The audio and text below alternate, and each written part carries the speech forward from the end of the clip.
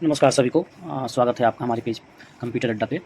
आप भी अगर गन्ना कर्मी है तो हमारे इस पेज को फॉलो कर लें, क्योंकि ये जनगणना का कार्य जो है अभी फरवरी 2027 में ये ख़त्म होने वाला है। इसीलिए अभी बहुत ज़्यादा समय है और इस जनगणना से संबंधित कोई भी अपडेट, लेटेस्ट अपडेट हो तो आप हमारे इस पेज पे को फॉलो करते रहें। तो कोई भी अपडेट है तो मैं अपडेट करता हूँ।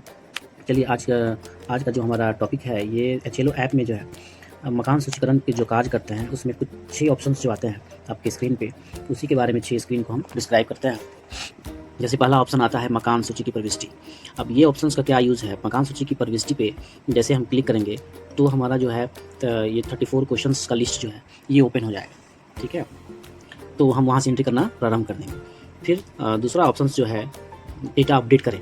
अब डेटा अपडेट करें ऑप्शन का क्या यूज़ है, अगर मान लीजिए कि हमारे 34 कॉलम्स जो है उसमें किसी कॉलम को अपडेट करना हो, कुछ त्रुटि हो, तो उसको हम अपडेट कर सकते हैं। जो डेटा सिंक ना हुआ हो वही यहाँ पे अपडेट होगा।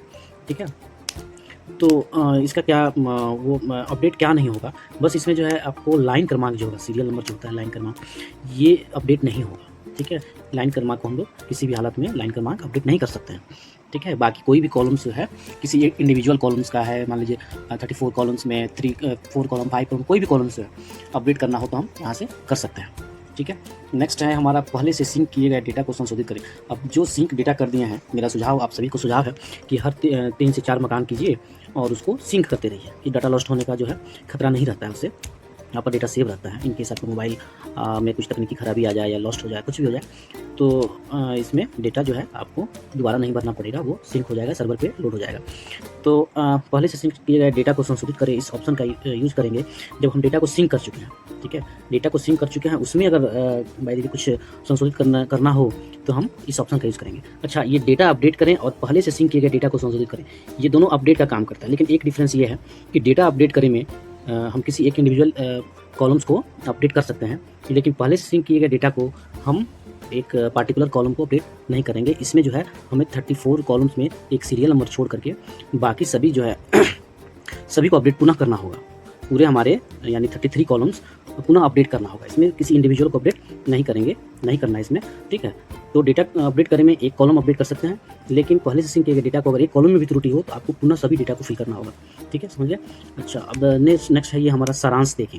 तो सारांश देखें का यूज़ करेंगे कि हमें जब पता करना हो कि हमने कितने बिल्डिंग्स का वो कर लिया है, नंबरिंग कर लिया है और कितने सेंसस हाउस जो हैं मकान का हमने एंट्री कर लिया है, तो सबका डिटेल देखने के लिए हम सारांश देखे पे क्लिक करेंगे। ये एक समरी रिव्यू देता है कि हमने अब तक क्या काम किया है। ठीक है, फिर सिंक करें। वहीं सिंक करे का क्या यूज है, सिंक करे का यूज है कि ये जब सिंक करे हम करते हैं हर 4-5 बिल्डिंग्स पे, तो ये डाटा जो है सर्वर पे चला जाता है, यानी किसी भी अनहोनी के से बचने के लिए।